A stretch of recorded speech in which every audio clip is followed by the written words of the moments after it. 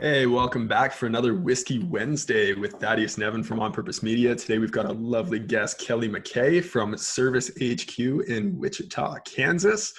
We're excited for another episode this week. Good conversation with good people, and any good conversation is worth having drunk. So cheers, gents. Cheers. Yeah, I've got a little. All good. As long as you got your drink of choice in there, we're good to go. Here we go. It's okay. Full disclosure, Awesome. my cup is a Jack Daniel's cup. That I'm not drinking Jack Daniel's. I'm drinking a Rupert's whiskey. So there you go. Perfect. Well, I'm excited. Not only is Kelley a owner of Service HQ, he's the co-host of HVAC Uncensored, which is a podcast and a Facebook group. Also an owner of HVAC. Just did their Ready. 100th episode, by the way, which is phenomenal. I'm super pumped to see that. Congrats, guys. And 1 million downloads. Thank you.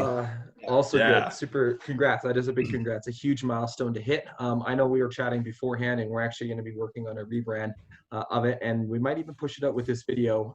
We have everything and all the pieces ready, so it'll probably get pushed out both on our On Purpose Media plus our new page, but I'm not going to drop that just yet. The video will tease it a little bit for anybody that's watching. So HVAC Service Ready and also HVAC Millionaire. So I'm excited to dive in to it. So let's kick it off. Actually, Evan, let's kick it off with a random question. Love it. Just to get some humor going. So, Kelley, we'll toss this one up to you. It's a nice softball. Oh, that was the wrong one. What's the weirdest thing you've seen while driving?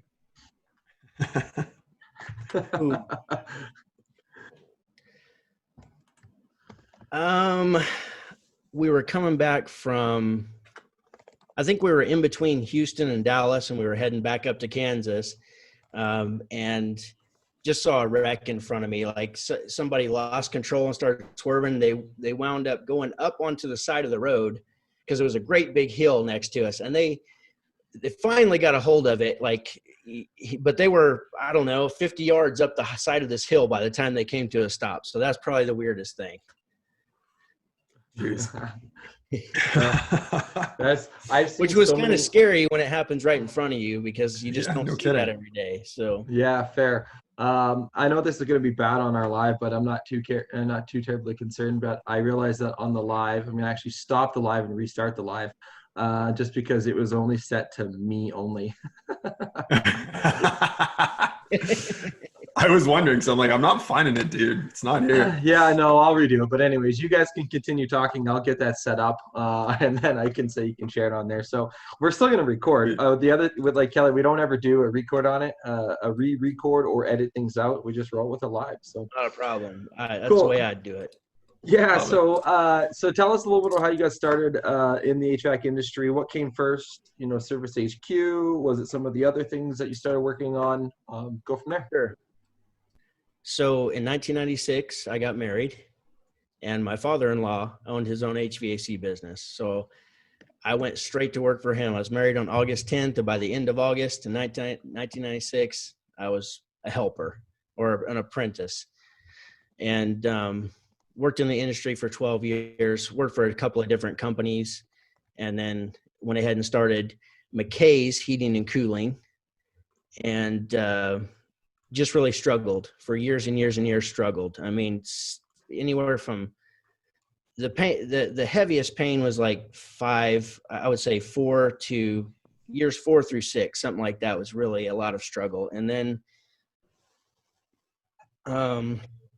we learned about this little thing called overhead. And once we learned about that and started pricing things accordingly, because I finally understood that if we didn't change our pricing and change the way we were doing things, we couldn't sustain.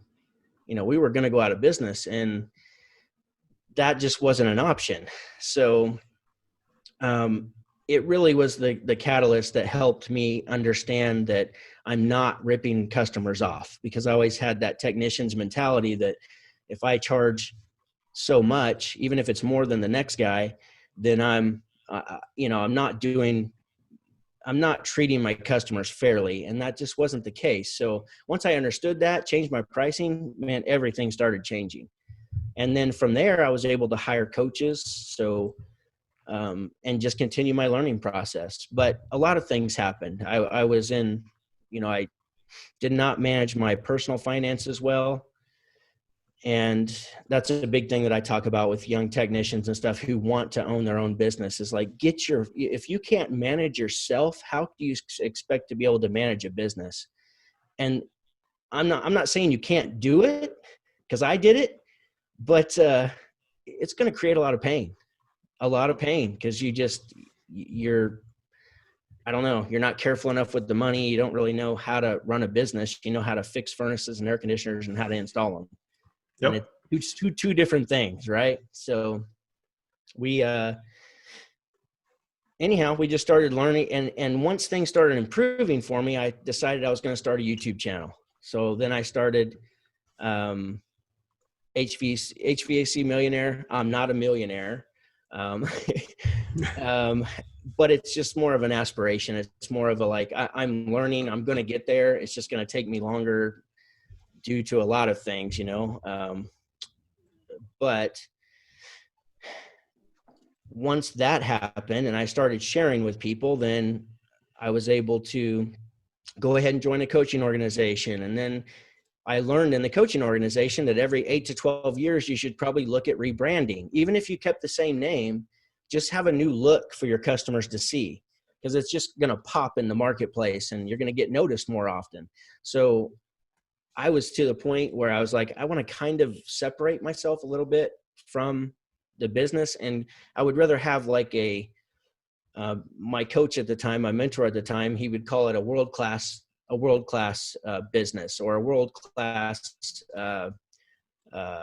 presence or logo. Right. So that's when we decided to change the name, change the look of the company, and started wrapping our vehicles, and we became Service HQ.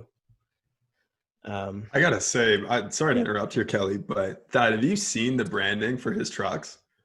I did see it on the website. Yes, it looks. Oh sick. man, they look really good. so good. Yep. Thanks. Yeah, and I had a lot of help. And it has everything, in my opinion, perfect on there, right? Of what you need to have on a truck. So I actually am going to pull it up. Appreciate that. That was like a 2-year in the making thing. The whole thing between choosing a name, choosing the logo, even choosing the colors. There was a lot of strategy behind that. Yep. Because we wanted to stand out in our market, and the colors that we picked, orange and black, there may be one or two other companies versus like yellows, or what you guys see everywhere is the plain red, white, and blue, or the plain white band with the stickers on.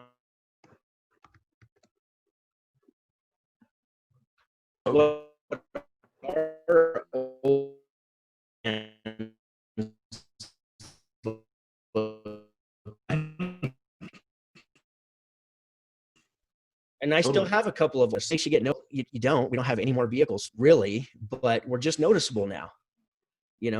Totally.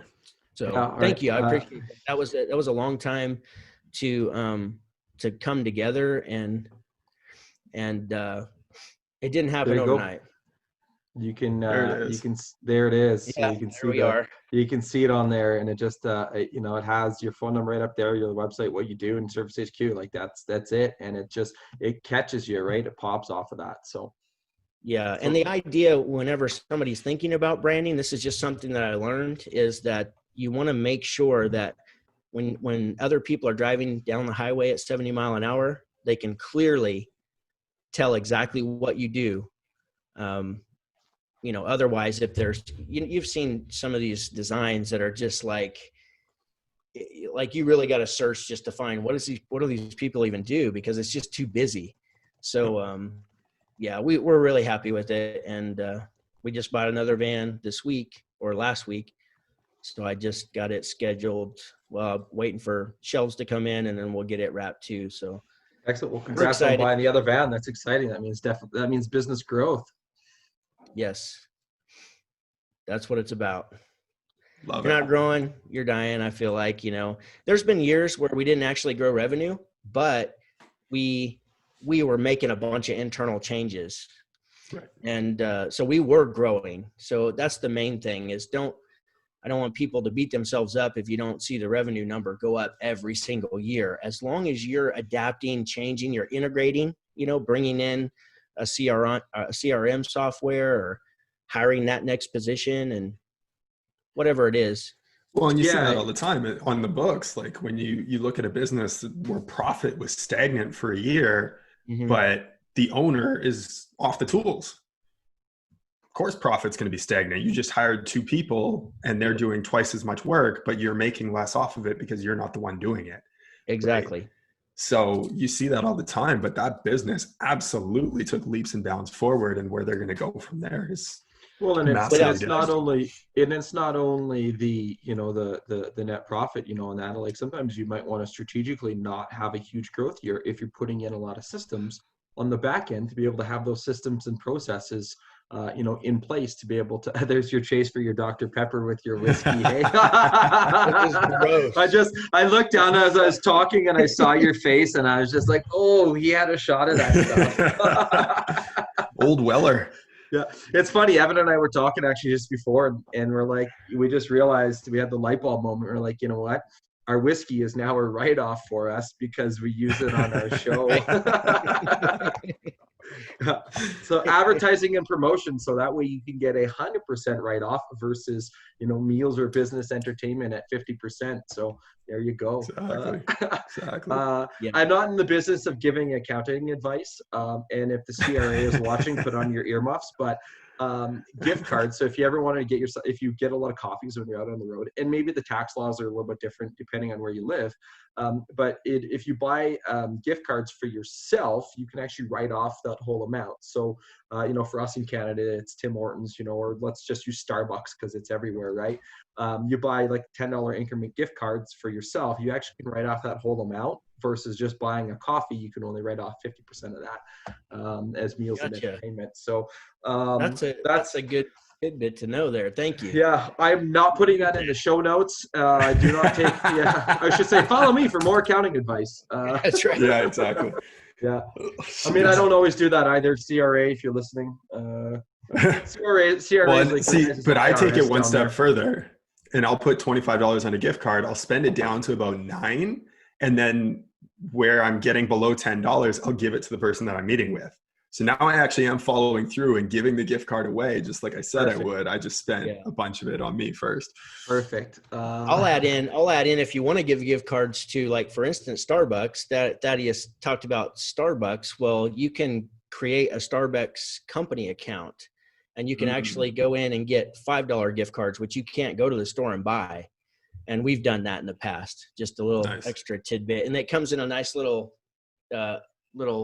card, and present to the customer. So nice. I like that. That's actually a good little tip. So how do squirrels to turn into something good? So my internet connection is also unstable again. So if I lose you guys, keep talking.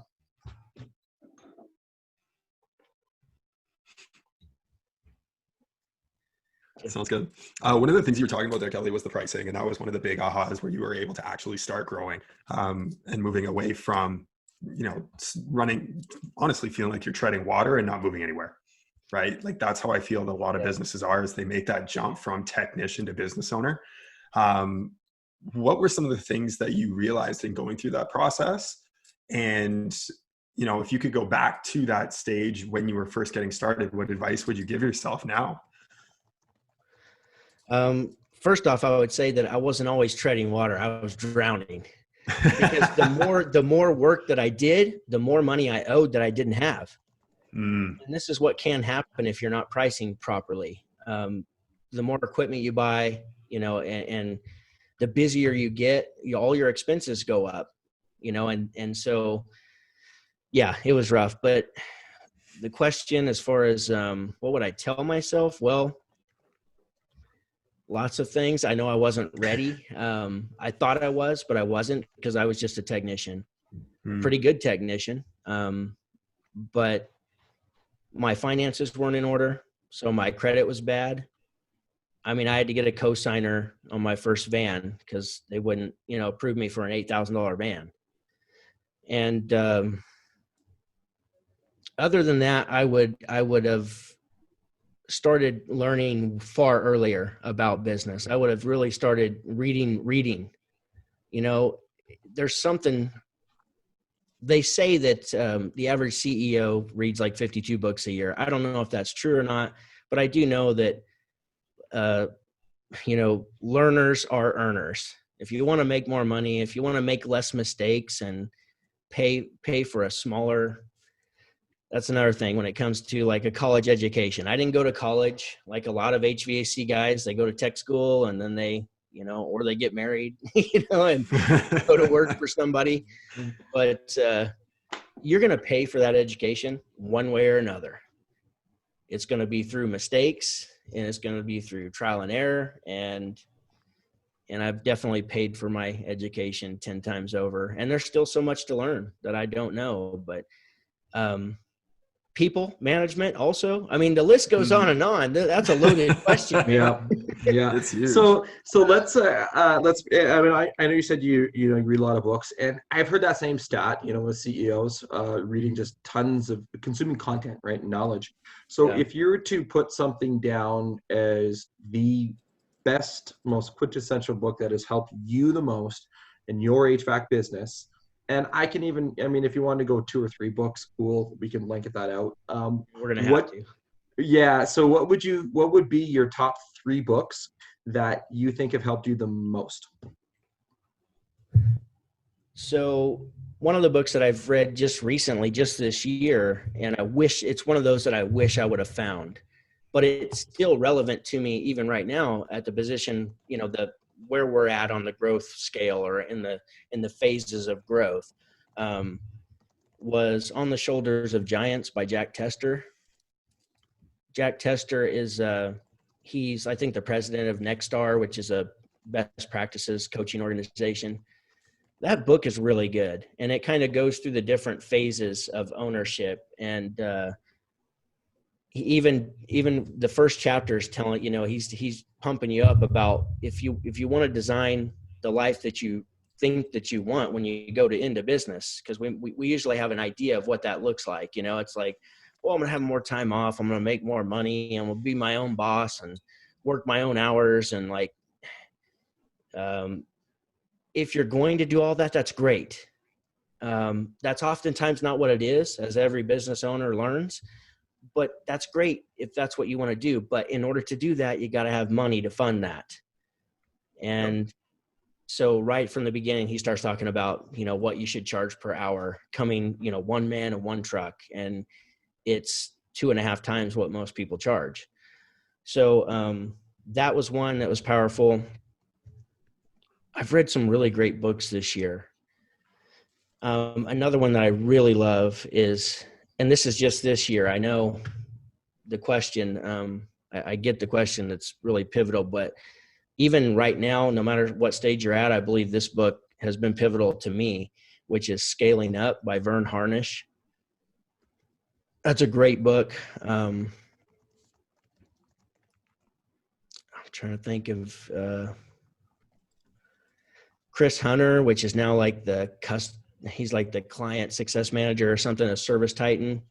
Him and his some of his colleagues, they grew a really successful business with multiple locations, and they wrote a book that's called It's Go Time.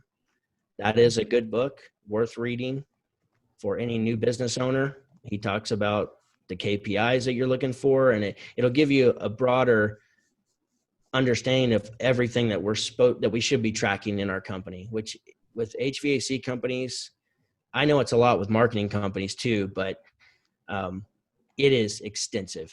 I mean, it's overwhelming. All you can do is pick, you know, 2 or 3 and try to get those down and then add some more. But one of the most pivotal books, honestly, and this may sound like cliche or something, but Think and Grow Rich by Napoleon Hill. When I read that book, it changed my mindset. From then on, I started believing that things were possible that before then I had not believed were possible for me.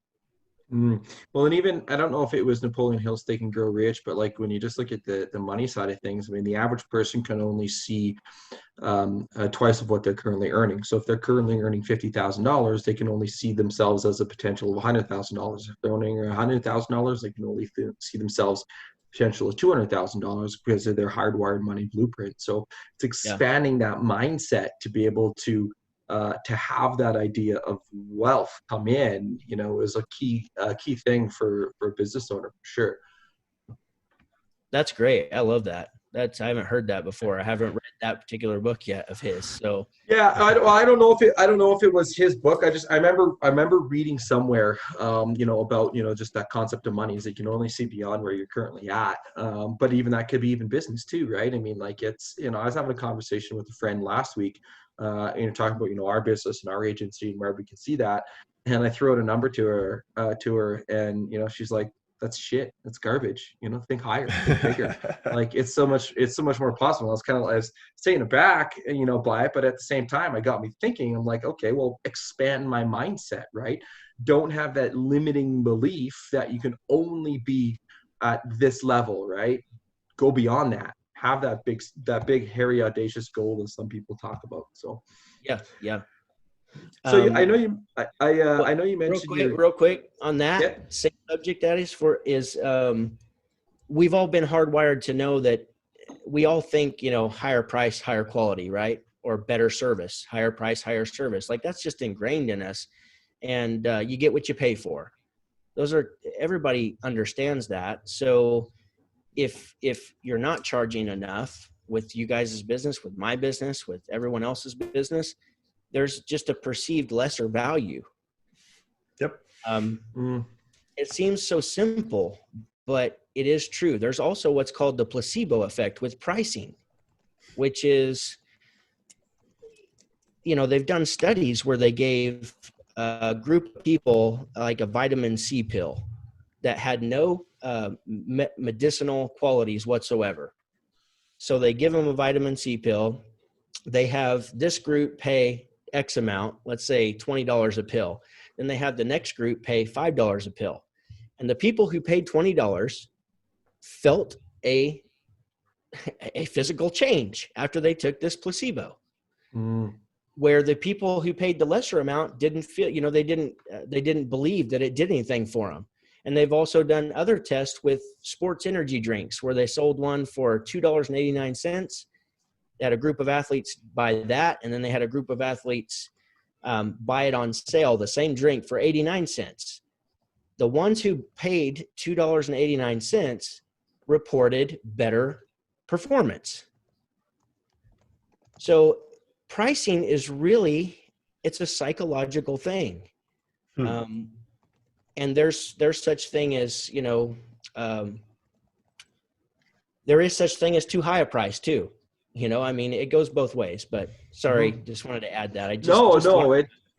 I love tangents, and I think it might almost lead to an answer of my next question, but and before you even jump to that really quick, Thaddeus, I wasn't going to last week too.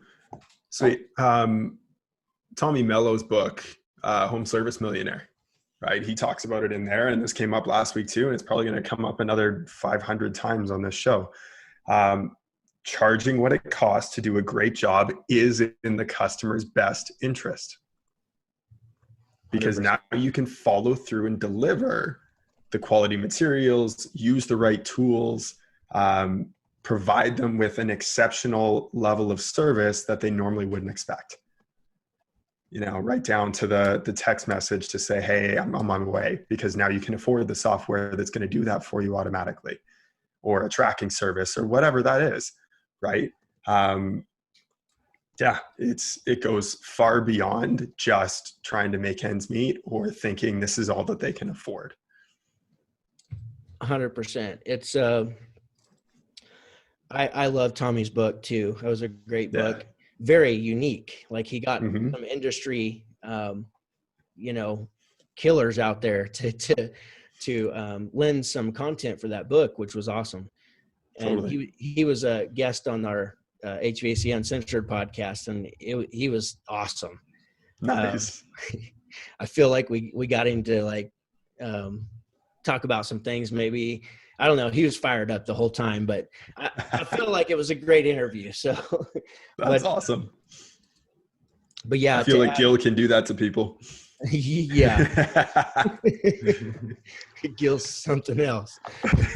But no, I love doing the podcast with him. But everything you said, man, it's so true. And it's literally every time you start following some business guy of any kind, you guys have heard it because you guys got people out there that you follow, that you look up to, or you're trying to learn from. They all start by saying, starts with the mindset. Yep. And it's to the point, the market is so saturated with that people just don't listen to that anymore. But it truly is a mindset. It's you getting over your own stuff, and that's what's going to allow you to charge what you need to charge and feel good about it at the end of the day and provide a better service. Well, I love in Darren Hardy's book, The Compound Effect. He talks about, and he uses this analogy from a financial advisor, and they talked about the problem with my money is this idiot that I shave with every morning. Right. And it's the 6 inches between our ears. That's what prevents us from doing everything. The biggest reason that a business will succeed is because of the owner. The biggest reason that the biggest bottleneck on a business is the owner. Always. Right? You got to get out of your own way sometimes. If you were to go back and in time warp to that, that year 3 to 4 that you mentioned, were 3 to 5 were kind of, some of your biggest struggles. It was instead of, treading water, it was like you're drowning. What was your biggest, I guess, I don't want to use the word hack, but what was the biggest thing you did to help out your mindset to be able to push through that? Personal development, man. By then I was reading, I was listening. Like there was no more radio play. I didn't have an Audible account at the time, so I was buying CDs. I got a Brian Tracy program. I got like Arnold Schwarzenegger's biography book. I've got a couple of Tony Robbins deals, so I just turned it into, like Darren Hardy says, turn it into, it's a rolling office. I'm in the truck all day long. So I started playing that stuff, and I literally quit listening to the radio and started just reprogramming my mind. Makes sense. It's not that I don't get knocked off course, to where I go down this spiral and it's like, what the hell am I doing? Why am I even doing this? This is not worth it. Like nobody cares, like all this kind of stuff. But everybody goes through that. But I'm able to just snap myself out of that a lot faster, just because I know that it's an emotional thing. When you let your emotions make those kind of decisions, start that self-talk, I can't remember how many thoughts we have a day, but it's like 70, 80,000 thoughts a day. And it's said to be that 75 to 80% of them are negative. Yep. And just knowing that, and knowing that you can start, I'm so happy and grateful now that an abundance of money comes to me through multiple sources on a continuous basis. I am so happy and grateful now that, I just repeat that to myself. I am happy, healthy, and wealthy. I'm happy, healthy, and wealthy. It sounds ridiculous, but I'm telling you, you can't think that and think something else. Right. And eventually your mind starts to change, and that's the thought that starts coming up instead of those negative thoughts. So I'm huge on this because it's just made a difference in my life. Some people may have, it could be church, you get a good pastor that gets up there and tells a good sermon, he's there to get you pumped up and get you excited about life again. And that's great. It's whatever you choose, but you have to have something that will get you into a different mindset, get you thinking about what's possible, and stop the problem that we all have, including me. I'm not on a soapbox saying I'm perfect. I am far from perfect. But if I'm living in the past, or I'm living too much in the future, it's a problem. Mm-hmm. So as long as I can stay present and I can, right here on my desk, like in front of my computer, I've got this little note here. It's kind of scribbled on there, but it says, if there was something else that could be done, if there was something that I could do to improve our results, what would it be? And if I just think, if I direct my thoughts towards that, all I have is right now.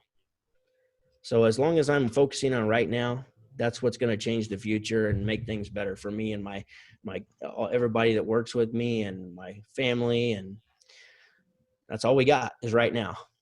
So it's hard not to live in the past or in the future, but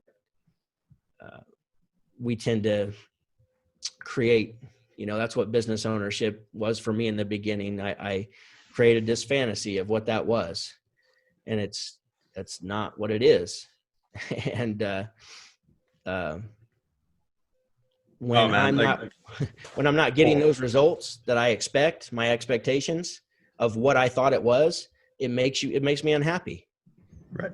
So you got to stop that. You got to start setting real expectations and start taking action today on making it the way you want it. So, well, and even further than that, and this is a Tony thing. You mentioned Tony, right? Mm-hmm. Trade your expectations for appreciation, and your whole life will change. Exactly. Right? Stop expecting things from other people and appreciate what it is that they bring to the table instead. It's funny that you say that, because I signed up for the virtual UPW event that's starting tomorrow. Nice. Yeah. So I've never been to one, and I've always wanted to, and they were doing it virtual. I'm like, let's do it. I'm in. So, nice. Yeah. That's awesome. Good what's funny is that this whole mindset talk is a recurring theme on pretty much every single episode that we do. So you want to know a success secret revealed, change your mindset. That might have been a little bit of that little rant too about our new name. Right. That rant that you just went on there, Kelley, like there was so much to unpack there. And I can hear like 19-year-old self for me, right? Mm-hmm. That's when I used to think of like, I'm not going to do this shit. Like, I'm not going to sit there and stand in the mirror and tell myself that I'm great, right? I'm not going to chant affirmations like but right. Sounds if you silly. Want a different result, totally. It sounds ridiculous. Mm-hmm. If you want a different result, you need to do what is uncomfortable. You need to do something different. Definition of insanity, doing the same thing over and over and expecting a different result, right? And you have to get to that place of being uncomfortable and being a little bit ridiculous. Yeah. Success leaves clues. Like you have to look and study at what it is that other people have done to get the results they've got and find out what works for you within that. Yeah. I heard somebody say earlier this year, do you want to be a thermometer or a thermostat? Mm-hmm. You heard that one? No. You always heard like to turn up your financial thermostat. Like you're not, people will get up to a certain, like what Thaddeus was talking about. Like if you're 50,000, you feel like maybe that 100,000 is possible. But when you get up to 100,000, you like sabotage yourself and you'll burn shit to the ground and like wind up like losing money or going back down to where you were. Yeah. Most people that win the lotto end up being bankrupt. End up broke. Yep. Yep. Well, that's the T. Harv Eker thing, right? The secrets of the millionaire mind. Yeah. Yeah. Yeah. So, a thermostat actually adjusts itself as needed. Hey, it's hot in here. Let's turn the thermostat down. Or it's getting AC too kicks cold. In, cools it off. Yeah. Or a thermometer. So it actually controls the environment. Where a thermometer, you're basically just there and you're just reacting to the environment. So that's kind of a measurement of the conditions that are surrounding you, right? Mm-hmm. Yep. Mm-hmm. Yeah. That is a great metaphor for anybody in the HVAC industry that is watching. Yes. Yes. Let's switch gears a little bit. I wanted to kind of circle back a little bit to you mentioned KPI and key performance indicators. What is your number one KPI in your business, Service HQ, that you look at on a day-by-day basis, or week by week, or month by month? What's your number one KPI? Number one that we're looking at is average ticket. I know that's basic and simple, but it drives everything. we aren't going to hit our gross margin if our average tickets aren't where they need to be. The service technicians their labor rate's going to be out of whack if our average ticket isn't where it needs to be. We have no chance at having any profit if our average ticket isn't where it needs to be. So that's the first thing that we look at. And it's, that's another thing that I've constantly, I try to juggle constantly, is like, I just have a growth mindset. I just keep thinking top line revenue, top line, let's grow this. But at the end of the day, would you rather have $1 million with 30% net profit, or, $2 million with 2% net profit? I mean, that's option one all day long if you have to make, and it's something that I guess we just have to make that decision and decide what we're going to do. And then if we decide to go for growth, it always takes money to grow. So there's always gaps in between these different, growth ranges. This coaching organization that I took a couple of classes from, just because our local supplier put on these classes and they would come in and teach, was break down the $1 million wall, because a lot of people get stuck. They cannot make it to $1 million because the structure of the organization has to change for that to happen. And that means, like you guys said, the bottleneck, it's always at the top. It's where you are, it's, if you own the organization, you're currently at the top, and that's where the skinniest part of the bottle is. And if you're clogging it, it's by not changing yourself, then it's just not going to grow. So I'm not sure where the rest of that was going. I'm not drinking. You guys are trying to get me drunk. So. Why do you think it's great Wednesdays? Whenever we're done this, it's 2:50 right now Mountain Time. So it's usually like by the time it's all done and I get it ready for editing, I'll hit export, and then I'll go to the dog park, because I've had like 2 or 3 or 4 whiskeys by that point. I'm like, right. I can't drive, I can't work, I'll just go walk the dog. But it's funny because productivity just goes. Yeah, straight down. That's why I deleted that one video once upon a time. So when we do the rebrand, maybe whiskey show. Yeah, exactly. On that episode. Yeah, but it's funny because we started talking about what a KPI is in business, and that measurement. But here's what happened: is it related back to mindset? Like, we came back to that mindset. Always. That's your number one determining factor if you're going to succeed or not, is getting a good mindset in place. So, well, let me go here, Kelley. With the KPIs. So ideally, someone's got a system that is automatically tracking this for them, and it's spitting out the numbers. However, if you're not there yet, what are the top, let's say 3 or 4 KPIs that need to be tracked? And what systems would you say are going to be the best fit to provide those numbers for them? I would say, and obviously in addition to average ticket, because we already hit that. I would say no matter what you're doing, go Service Titan. I'm telling you, get over yourself when it comes to this costs too much. No, it doesn't. Running a successful business, or trying your best to run a successful business, absolutely is going to cost money. So you're going to pay the money anyways. Get Service Titan, because it's going to track the most stuff for you, and be the easiest to navigate. You went back and forth with Service Titan too, didn't you? We did. Yeah. We did. That was a mistake. Well, did you, not to paint anybody into a negative brush, and one service provider better than the other, et cetera. That's not the idea. Who was the, like, what else did you try? You said, because Evan said you went back and forth between Service Titan. Who'd you go back and forth with? Started with Service Titan for what I was paying. I was in this mindset still, and this was not that long ago, but we had raised other expenses and hadn't made the adjustments within our hourly rate. So we were only using the bare minimum of that program. Like we were not utilizing even a fraction of its capability. And so I was like, I got to cut my expenses. Like I was getting to a point where I was in trouble financially. And so I made the switch to House Call Pro, which it's a great software too. For a while, I've definitely recommended it to several people. It's not that it's a bad software. It's just if you want premium reporting,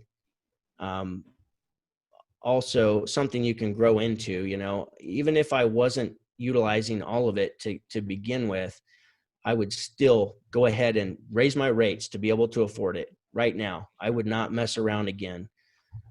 So we went to House Call Pro, and then we went back to Service Titan just this year. We went live like in June, and it's just night and day. I'm like, geez, this thing, because you learn that one of the KPIs here, call booking percentage. Yep. If you're not tracking that, then forget about spending any money on marketing, because it's just going to go to waste. And in order to do that, if you don't have a program that's capable of, like, I can add a phone number like that. I mean, I can go in a few clicks and choose a phone number. Doesn't cost me anything extra. I can have as many phone numbers as I want in Service Titan to, give you guys to use in your marketing, so I can see what my ROI is going to be, or have an idea of what your campaign is going to do for me. So if your CRM software doesn't do that, then you've got to use an outside source. So a great outside source for that is a company called, I was going to say CallRail, but it's not CallRail. You guys are familiar with CallRail, probably. Yeah. With the there's so many out there. There's so many of them out there. Yeah. CallCap is who we used. Right. They're actually local in Wichita. And they would even go in and listen to your phone calls for you for an extra fee and rank them and show you your booking percentage. So that's one of the top KPIs that you have to track. Let's see. You said 3 or 4. This is something that's really easy. It's easier, once again, with Service Titan. All of these things are easier with Service Titan, but you can do this on your own. It's just, we need to know, we've got to do invoice review. So we've got to know how many tickets do we have, and out of those tickets, how many were callbacks, how many were warranty calls, how many were calls where we actually charged a diagnostic fee and collected a service call, how many times do we just charge a diagnostic fee. So I know that's kind of a lot, but you really need to look and see what's happening. Last year we had hired like 3 people and 3 new people in my company, and we didn't have enough processes. We didn't have checklists in place, and the callbacks were just outstanding, like way out of control. And without the invoice, like reviewing our invoices and look at those things, I wouldn't have really had a grasp on it, especially because how often are you checking that? You can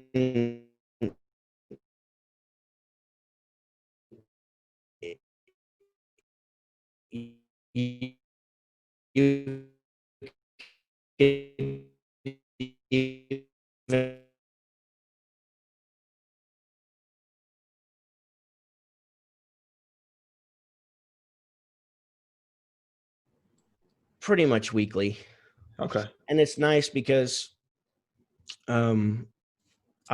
because of Service Titan, man. Service Titan, yeah. We can just scroll through the deal and add up.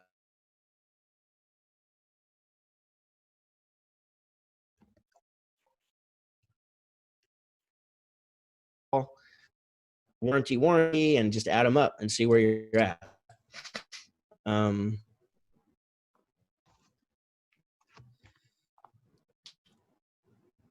Otherwise, when we had House Call Pro and we were doing, I just clicking in every ticket and just seeing. Back to average invoice. You guys know that one. So I would say invoice review would be like number 2. of importance. This is of importance too, but everyone talks about dispatch profit. Dispatching the right technician to the right call. That's huge. Right. That's been a big learning and a change in the way we did business just in the last year and a half. And it's made a difference for sure. What else? I mean, we're obviously tracking top line revenue. We're also constantly talking about collecting reviews and trying to collect as many reviews as possible. You guys probably know how important that is when it comes to ranking. Yep. It's going to be easier. You're going to get found more often if you have more reviews, and people who want to normally try you, go ahead and try you. We'll see that you got, way more reviews or competition. What What's that else? social proof? Like, that's something, I mean, we created a script that we can just provide to a client and say, just to your technicians, get them, because people are more willing to review on behalf of the technician than are on behalf of the company. Right. So we created a script for them that they can use and say, hey, were you happy with your service today? And walk them through like what you did for them. Mm-hmm. So now if there was something that pissed them off, and it might not even have been the tech, it might have been on the phone, but you can handle that immediately, not waiting for a review to come up online where now you get 3 stars instead of 5 because they had a bad experience up front, right? And so you can handle that immediately. And then to go one step further and just say, hey, we pride ourselves on customer service, but nobody listens to us when we say that, because everyone says that. The thing that goes the extra mile is social proof. That's why reviews on whatever platform you need them on. Is it HomeAdvisor? Is it Google? Is it Facebook? Is it Yelp? Right? That's why reviews on this platform are so important to us. And then the most important part, do you know how to leave a review on here, or would you like me to show you how? Mm-hmm. Right? You're not asking them yes or no, could you leave a review? It's, do you know how, or do you want me to show you? And then having the tablet right there to just pass to them and say, here you go. Right. Yeah. Absolutely. It's huge. The easier you can make it for them, the more likely you're going to get that review. So I know I'm going to go over these 3 or 4, but we always want to know how many club memberships we're selling. Yep. Also, because that's one thing that we definitely see a correlation to, is that the more club memberships we have, the less of the valleys we have, or at least even if we have valleys in the revenue, because some of these are prepaid maintenance agreements, at least we have work. So it's going to help fill out the valleys, so you cannot stop selling maintenance agreements. And that's one of the changes that happens with people who shift from 500,000 and start making the climb to $1 million. Because in the beginning, you're kind of scared because you don't know how to track them. And this goes back to a dispatch software. Like, just pay the money and get it, because it'll do that for you. It'll track it for you. We have to know what our average installation sale is also.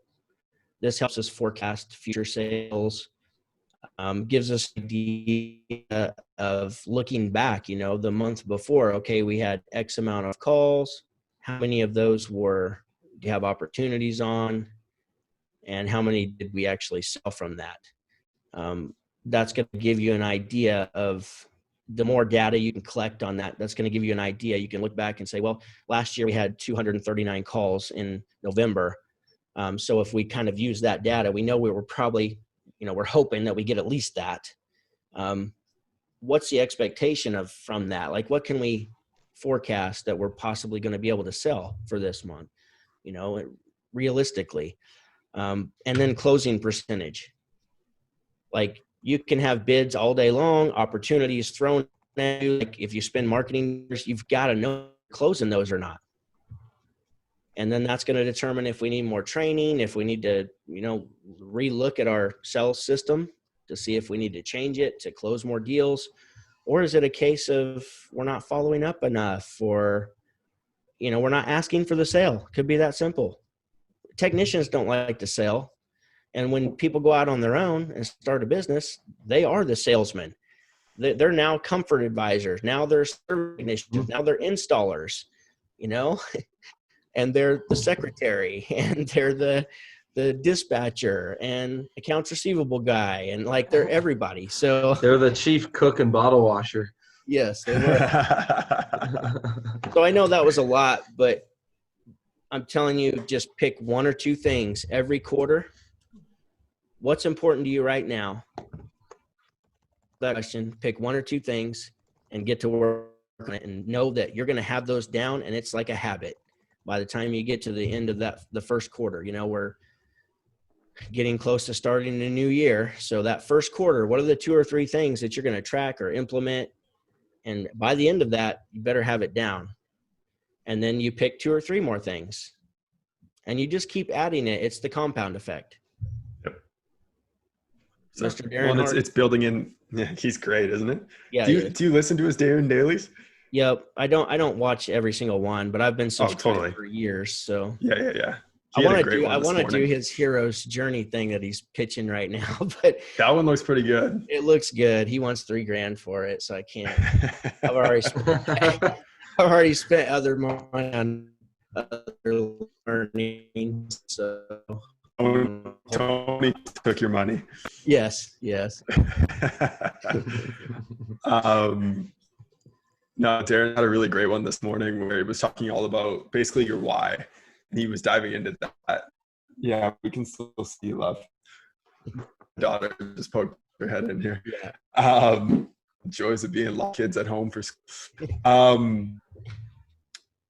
And it was funny. I was in my car listening to it. And so I had a box beside me, and I literally took notes on top of the box, some of the things that he was saying, capture it. But basically the idea was around productivity and how if the ability is there for someone to double their output if they wanted to. The problem is there's no desire there to want to. Right. And the question that was asked of him was talking about, he was a real estate agent asking, how do I increase my productivity and get more out of it? And Darren used an analogy that he was taught when he was a realtor, which was go out and buy and lease the expensive car, go buy the house that you're overextended on, go get your kids into that high price school that you normally wouldn't get to, because people will then up their game to make sure that they must get those things done. Turning your shoulds into must. Yeah, Grant Cardone is big on it. And a friend of mine in San Diego, I was just texting with him last night.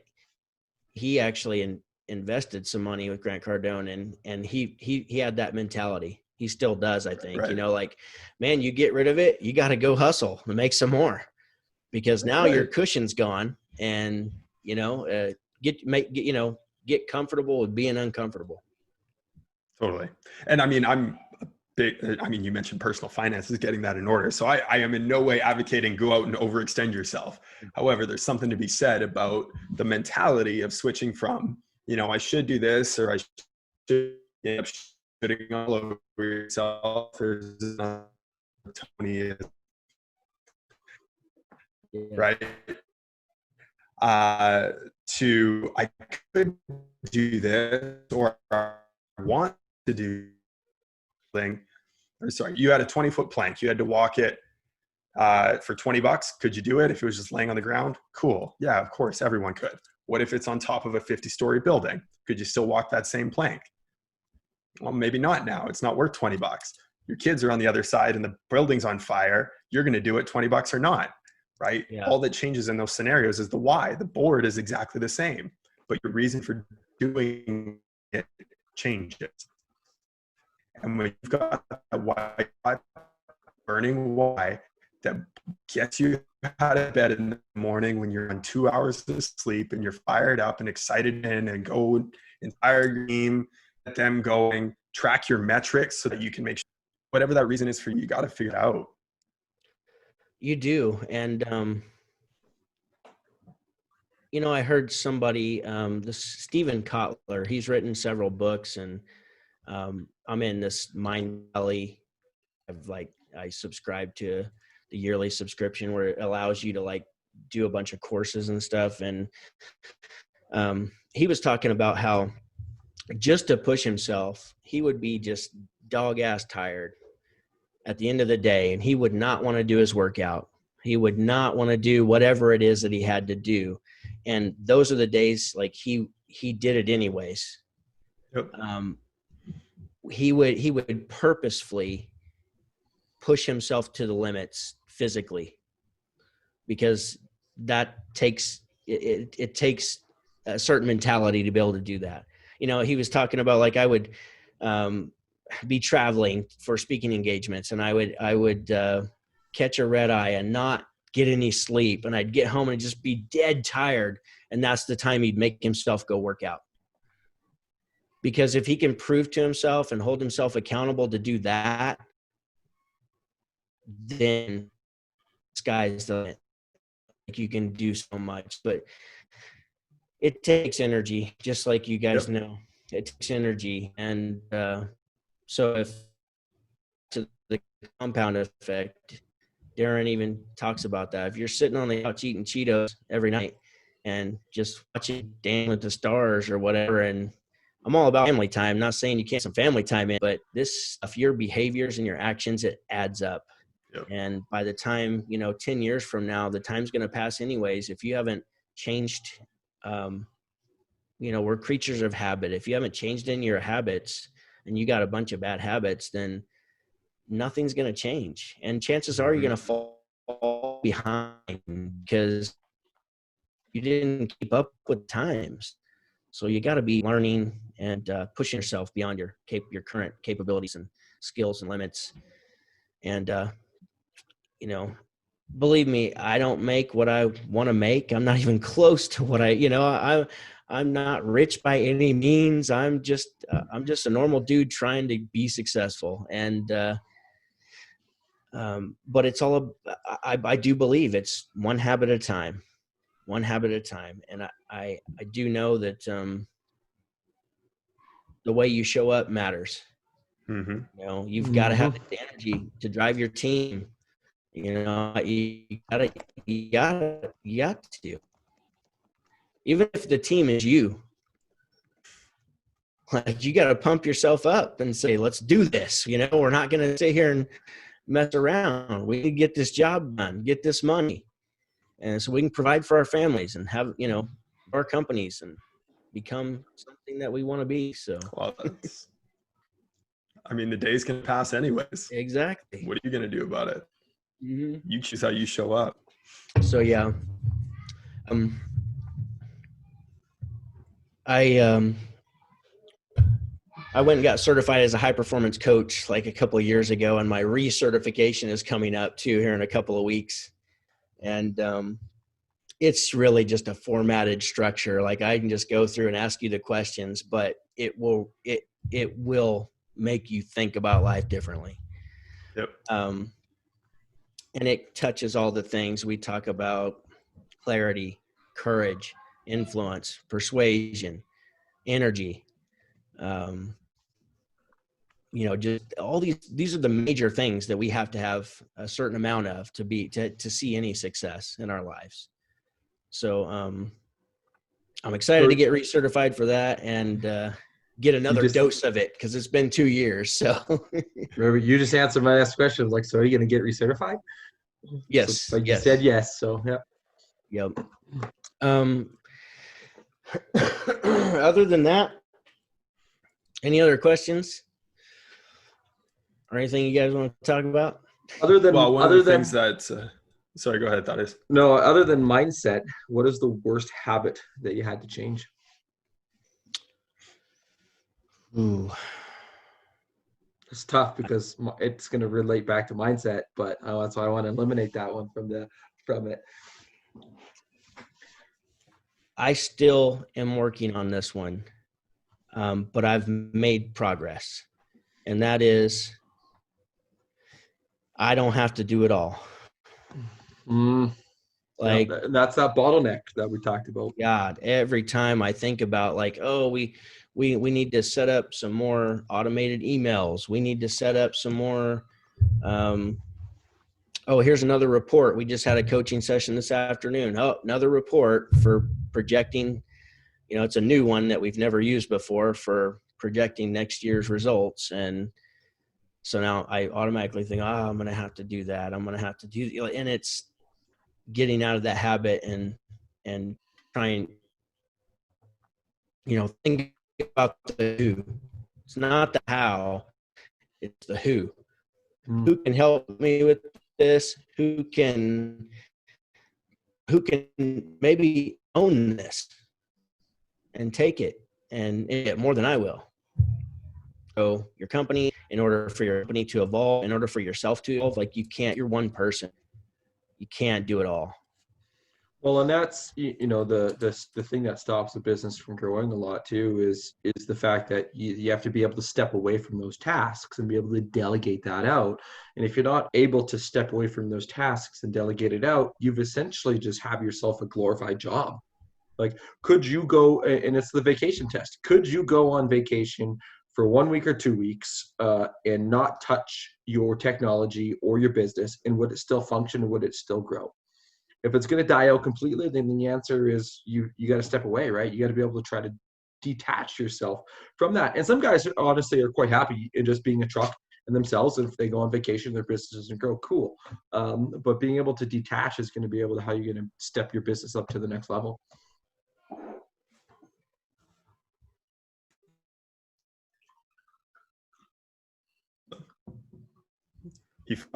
He finally speaks up and goes on a tangent, and we lose him. Yeah. No, but freaking internet. That's why I haven't spoke up. If you can hear me, it's just the internet. Sometimes I'll feel bad. You got a great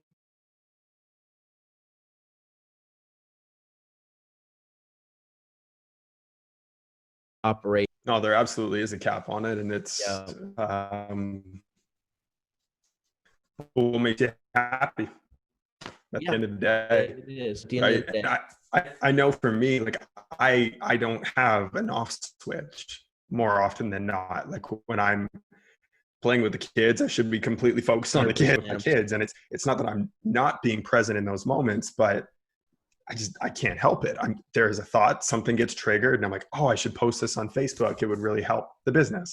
And it's just something that happens with the kids, or a conversation, because they're my greatest mirror. But as far as what it is that I'm screwing up on,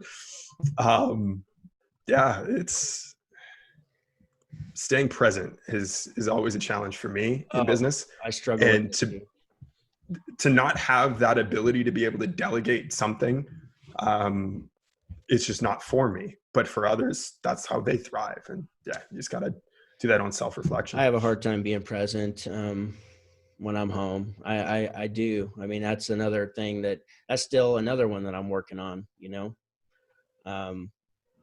because I'm like full throttle. I'm like, let's go, let's get this done. Like time is of the essence, there's a sense of urgency here. But we can only do so much. As long as we're doing as much as we can, it's good, so totally. But I get it all done today, and it's not possible. So absolutely. Yeah. We lost you there. Welcome back. Yeah, I've been actually writing down the times of when my internet kicks out, because I'm going to be calling my internet provider and being like, what the fuck? Either that or my laptop. So, one of the two. This happened last week too. It just kicked me off. So I just heard, I'm gone again. I think I'm back. You're here. We can you guys just talk. I'm just gonna put my camera on and just like be gone out of this. Like I just heard, he finally speaks up and goes on a tangent. Can't even hear him, but I'm sitting there like, fuck you, internet. First world problems, right? First world problems. Totally. Yeah. This has been a fantastic call. One of the things I did want to mention, Kelley, was the course that you are running. So for any of you HVAC entrepreneurs that have loved this, have loved hearing from Kelley, he has his YouTube channel, HVAC Millionaire. Absolutely go check that out. There's so much information on there. There's years of knowledge on there, which is just phenomenal. But you have a course that you're launching. Can you give yourself a little plug here and Sure. and tell people about that? So I've had several courses throughout the years, and I do have, a handful of people that are signed up with those and go through them. But I wanted to put something together that was just really like a staple thing. Like, I mean, like I wanted to give everything that I've learned through trials and tribulation and, $130,000 that I've paid for coaching and books and Audible and events and seminars and online courses, and try to wrap it all into one and give everybody what they would need to grow to a $1 million company and beyond. And so the new course is called HVAC Millionaire, 7 Figures in 7 Weeks. And it's going to come with an operations manual that basically breaks down the positions that you'll need in your company to be able to, make this transition. A lot of people get stuck in the 500,000, like we've talked, 5 to 700,000. They get stuck there. I believe I have the information that you need I know I do, to make that transition and to move on and to start growing your company and be able to step away. What Evan was saying earlier, I can do that. For me, in the particular market that I'm in, it's almost a trade-off. I could earn way more money and not have freedom. Or I can earn less, which allows me to be able to build courses to help other people and do YouTube and do the podcast and be able to meet fine gentlemen like yourselves on a Wednesday afternoon and drink whiskey at my office. So that's, but anyhow, it's like, anyhow, it's called HVAC Millionaire. Want to listen, presentations, like everything you need to change the way you do business, to up the level of your company, and to get past the really difficult $1 million wall. Love it. And I'm going to launch that at the beginning of the year. So it'll be available, and there'll be some coaching attached to that. It'll be either weekly or bi-weekly. So. Nice. Perfect. Love it. And I will put links to that? Yeah. On the bottom. I'll put links, but obviously say it here, and then we'll also drop some links to it as well. Cool. Appreciate it, guys. So hvacserviceready.com, I think, is where and unless you said it, my internet sucked and I missed it.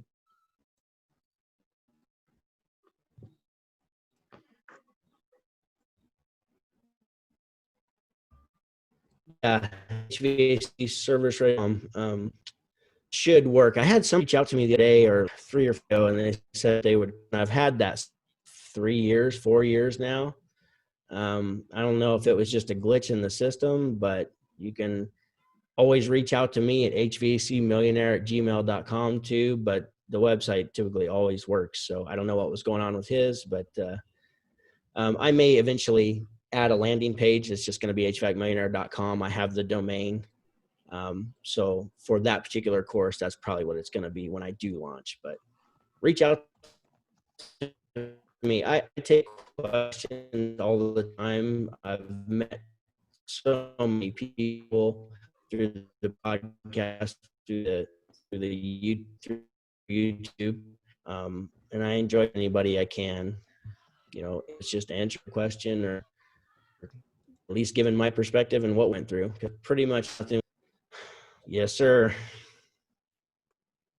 Well, and as the first book you mentioned was called Shoulders of Giants, I mean, that's what it takes in business. You need to learn from those that have walked the path before you, stand on the shoulders of giants, and that's how you're going to get I've written a couple books myself too, so go get this one, Busyness to Business by Kelley McKay.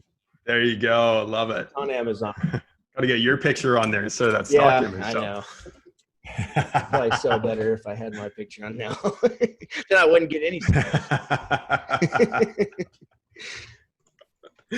Love it.